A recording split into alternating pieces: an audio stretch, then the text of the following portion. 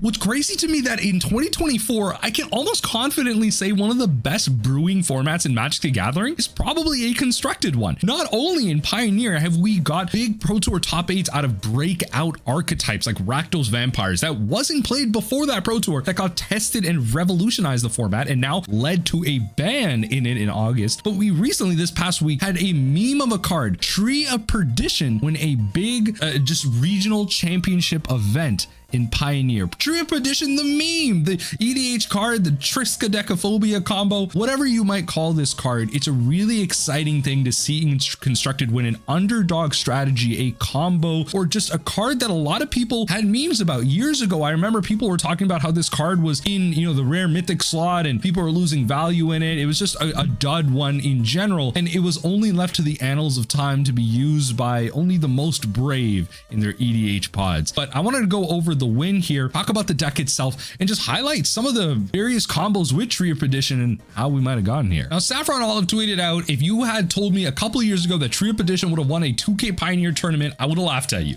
I mean, rightfully so. Again, against Rakdos Cauldron and Rakdos Transmogrify, I believe the Transmogrify deck is trying to get out the new Valgavoth out of the new set, which is honestly kind of a really cool other breakout option because Valgavoth is seen like niche play in Legacy as well as like soft graveyard hate. That's a really cool reanimation target. So shout out to, like, honestly, the return of powerful standard sets doing a lot of crazy cool things. But in general, Tree of Perdition winning this tournament, Rakdos also being at the top is another big discussion as well. Rakdos has been a very powerful color pairing in Pioneer for a very long time, but a combo like this is really cool to see just on many many aspects here. People asking like, what was the interaction used? 11 years too late. And then honestly, let's be real, Agatha's Soul Cauldron won this, not the tree. And so let's talk about this kind of from that perspective. Let's break it down. So this is the deck list itself, kind of just black red here. I just took a generic one, not necessarily like the winning list or anything, kind of highlighting that, yeah, we got some Thought Seizes, we have some Fatal Pushes, you know, regular mana base, but really what we're seeing is we're seeing some breakout cards as well, straight out of the latest set, Fear of Missing Out and the Marvin, taking advantage of a combo that's been around for a while. And then, you know, all to discuss Fable of the Mirror Berserker, a card that many people think that should be banned out of this format, is just insanely powerful. I mean, look, even to all my Commander players, like when you resolve Fable of the Mirror Breaker, like that card does a lot. As a mono red player myself, like this does a lot in my Ragavan deck. I mean, look, judge me for playing Ragavan, okay? Like I have one copy, I want to use it somewhere, okay? Judge me, whatever. But one of the things I want to highlight is that first, there's a little bit of graveyard synergy involved here, right? So you need to be able to discard cards. Fear of Missing Out is a great outlet for this. And then also the delirium aspect of it, because you do have a lot of types in your deck. You do get, you know, kind of an extra combat. So that's going to be really powerful there. But the discard outlet is key. So you put Tree of Perdition in your yard. Then you have Agatha's Soul Cauldron.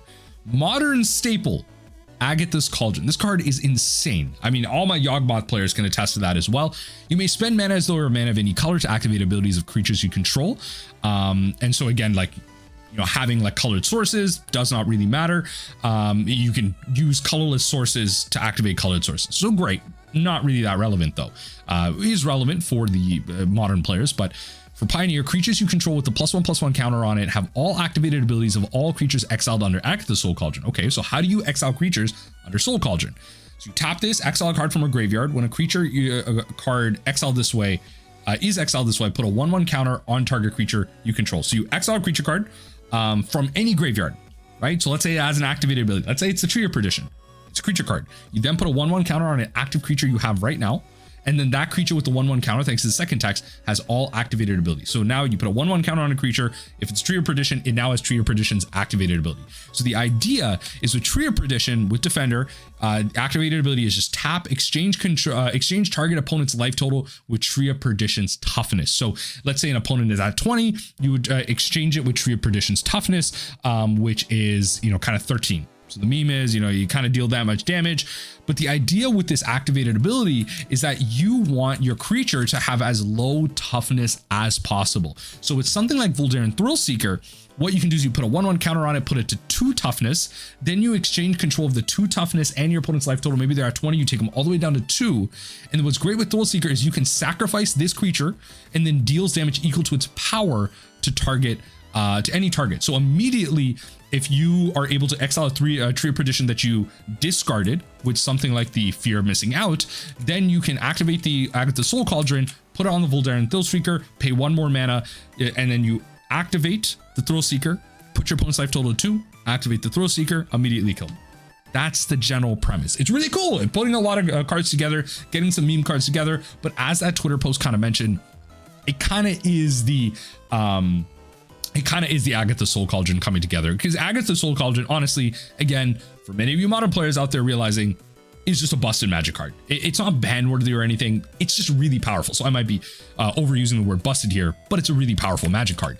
In terms of anti-graveyard hate, if you wanted to play around that, if your opponent is playing ways to kind of ping things out, you don't want to rely on the Agathas, you can then use something like Marvin Murderous Mimic. Again, a recent addition out of Duskmourn. Marvin Murderous Mimic has all activated abilities of creatures you control that don't have the same name as this creature, right? So this is going to be a way for you to get Tree of Perdition and the Thrillseeker out on the battlefield at the same time, and then you can give Marvin Murderous Mimic both those activities at the same time. So then you can tap the Marvin to do the thing where you kind of swap someone's life total from whatever amount to 2.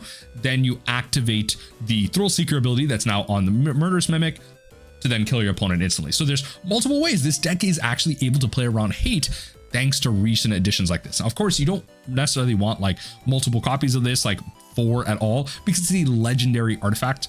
So you don't want to be drawing multiple copies of this, but you want enough copies in your deck to be able to draw some. So if you head back into the deck list, I believe this one was playing 2.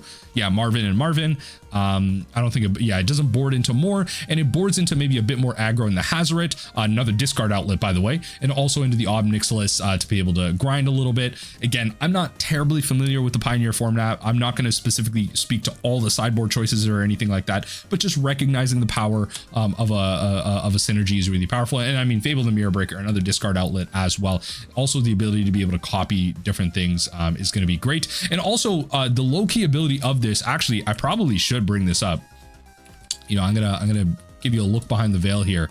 I kind of want to bring this up because I'm just realizing this now with Fable of the Mirror Breaker. Kind of do this. So the thing on the other side, right? So if you flip it, the Fable token, right?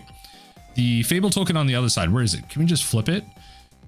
Tap 1, create a token that's a copy of another target non-legendary creature you control, except it gains haste, sacrifices at the beginning of the end step. So this is going to allow you to create like different versions of different cards. So if you needed to Tree of Perdition instantly, or you need to activate something instantly, this is a great way to give something haste. So you're not going to be able to copy the Marvin because it's non-legendary, but if you kind of go back, you're going to be able to copy the Tree of Perdition to maybe instantly activate it or instantly activate other things. You might even be able to kind of instantly activate the Fear of Missing Out to gain instant haste for like Delirium. So you have like a lot of other optionality. Like there's like that combo aspect. It also plays around graveyard hate with the Marvin, and then also you have some like alternate options and mid-range options to play like a Rakdos sack plan. The deck does a lot all together. So I'm happy I'm kind of remembering how the stuff with Fable. So if you look at the Pioneer metagame here, a lot of people have their opinions about, you know, kind of Lotus Field and Nykthos and how those have changed the format, but Rakdos has been at the top for a while, and right now with recent bans, Jund Sacrifice is kind of like an extension of Rak, to be fair. It's also using like kind of certain sack elements, Rakdos aggro, but you know, it's a lot of 2-color stuff, Rakdos Transmogrify, but Azorius Control and Izzet Phoenix, generally speaking, are also highly represented at the top of the metagame, especially when you know like red and black. It's red in general is going to be such a popular color in Pioneer.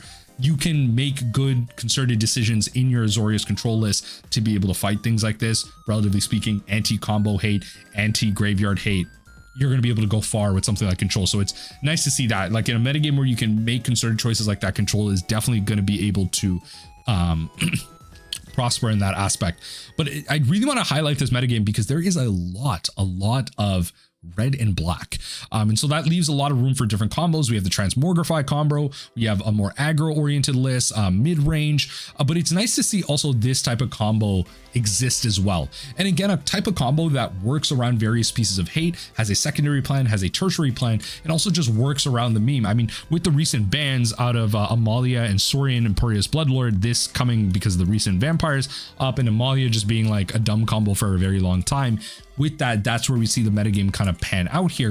And it's nice to see a meme like Tree of Perdition really come out of nowhere as an underdog story, because this card has been that meme for a very long time. I mean, look, 13, it swaps anyone's life total to 13. The immediate combo that a lot of people think about is Triskaidekaphobia, an enchantment that says at the beginning of your upkeep, choose one. Each player with exactly 13 life loses the game. Then each player gains 1 life, or each player with exactly 13 life loses the game, and each player loses 1 life. So each player with 13 life loses the game regardless, but you gain or lose life depending on how you choose it.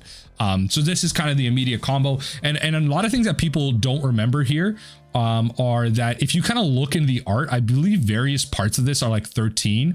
Like I believe there's things like there's 13 wood logs, 1 2 3 4 5 6 7 8 9 10 11 12 13. Yeah, so it's like various parts of this artwork, like blood stains coming down and everything, are 13. So it's like a very flavorful card, working with Tree of Perdition as well, and in the same color, so you don't have to go too far. This card is also notably very powerful in something like Finax, God of Deception, where you can switch someone's life total from 40 down to 13, but also with something like Finax, you're then able to tap the Tree of Perdition further down the line to be able to mill for 40 cards based on its toughness. So that's immediately powerful. And something like Finax is really powerful because you don't need to have the Tree of Perdition gain haste. You can just immediately use it in conjunction with something like the tap ability on something like that. So that's really powerful there. Or no, sorry, I'm misspeaking. I'm thinking about another card. Ignore what I just said. Ignore what I just said. Still really powerful in Finax. Still really powerful. I've definitely seen moments where I have a Finax player in my local kind of friend group, and they've held up like the Tree of Perdition as like a hostage situation where they'll like exchange someone's life total and then mill someone else out. It definitely happens. So those are like kind of situations where a card like that sees play. So it's really exciting to see underdog cards like this happen. And this is kind of almost the second time we've seen this happen in recent memory with Pioneer, with different players like exploring different things. And we see this happen throughout Constructed Magic's history with stuff like Death Shadow, Amulet Titan, these decks that have been around for a very long, like the cards themselves have been around. It's just no one put the strategies together. So I'm really curious to see if like other strategies like this exist in Modern, in Pioneer, where the cards have existed for a very long time and their combination is really powerful. It's just people haven't really iterated on it. And we've seen this happen with various other streamers like Aspiring Spike, you know, the Spike effect, where when he's kind of testing a list on stream and everything, we've seen the popularity of Hollow One really pop up, and I kind of covered it recently. And we see different decks that kind of up and down in trend because these big streamers trying it. So I'm wondering if we can get eyes on different strategies that can have something like this happen. But really wanted to highlight a deck like this. It's really exciting to see the underdogs. The underdog cards have value later down the line, you know, going into your bulk rares and pulling out a card that has a lot of value. The price of it is probably spiked a little bit, but again, not the focus of the video. Just wanted to highlight something that's happened in Constructed Magic. Let me know what you think in the comment section down below. Are you playing Pioneer right now? Have you built this strategy, or have you come across this combo before? And what are your overall thoughts on the Pioneer metagame with the mix of combo, aggro, seeing control at the top, seeing a relative, you know, bit of diversity in it, especially considering Modern is, you know, an interesting format right now where the question is really how many One Rings are you running, whereas Pioneer seems to have a bit more diversity.